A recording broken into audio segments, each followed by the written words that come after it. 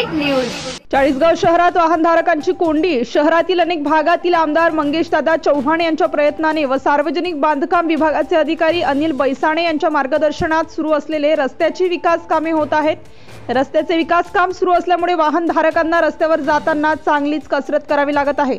शहरात रस्त्याची विकास कामे सुरू असल्याने अनेक वाहनधारकांमध्ये ट्रॅफिकमध्ये वाद होताना बऱ्याच ठिकाणी पाहावयास मिळत आहेत। अनेक रस्त्यांची कामे पूर्णत्वास आली आहे। आज नागरिकांना त्रास सहन करावा लागत आहे। मात्र हे रस्ते आपल्यासाठी विकास कामे सुरू आहे हे काही नागरिकांनी समजून घेतले पाहिजे अशी नागरिकांमध्ये चर्चा दिसली।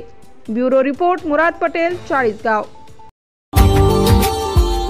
Subscribe now and press the bell icon. Never miss an update.